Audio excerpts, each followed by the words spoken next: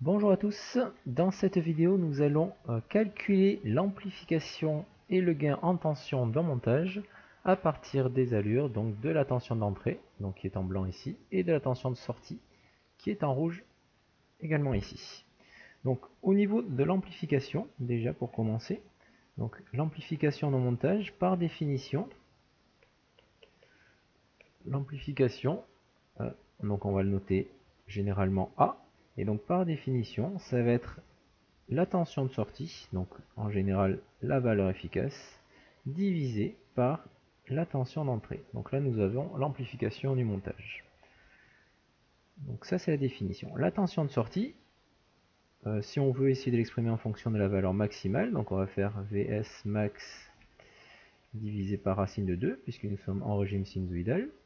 Pour la tension d'entrée, on va utiliser donc Ve max divisé par racine de 2. Les racines de 2 en haut, donc au numérateur, et en bas au dénominateur, vont pouvoir se simplifier, et donc je vais pouvoir également exprimer l'amplification sous la forme Vs max sur Ve max. Donc si on utilise le rapport des valeurs efficaces, c'est la même chose que si on utilise le rapport des valeurs maximales. Les deux fonctionnent. Donc ici, dans une précédente vidéo, nous avons calculé les valeurs efficaces, mais bon, ce sont des valeurs arrondies, donc j'ai plutôt utilisé les valeurs maximales.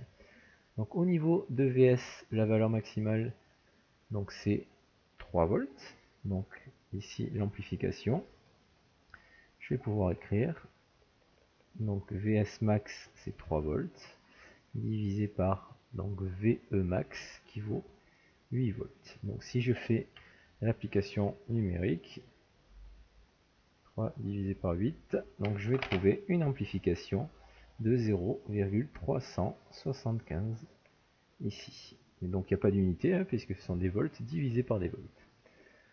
Voilà, donc c'est cohérent, la tension de sortie a une amplitude inférieure à celle de la tension d'entrée, donc nous avons une amplification, un coefficient d'amplification qui sera inférieur à 1.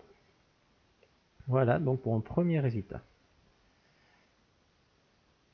Donc je vais le noter. Donc l'amplification en tension 0,375.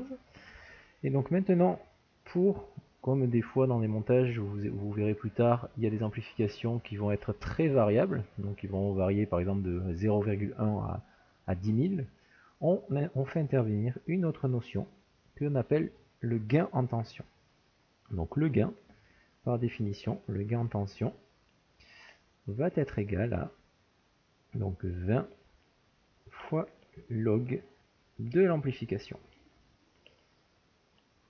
Voilà, donc là, le gain, ça va faire 20 fois log donc de 0,375.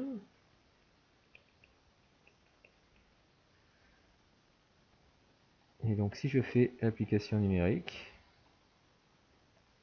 je vais trouver un gain qui sera égal à moins 8,52.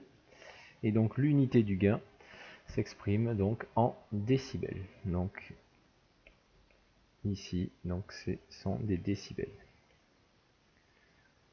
Donc vous pouvez remarquer que nous avons un gain qui est négatif, parce qu'à partir du moment où l'amplification est inférieure à 1, vous avez un gain en tension qui sera négatif.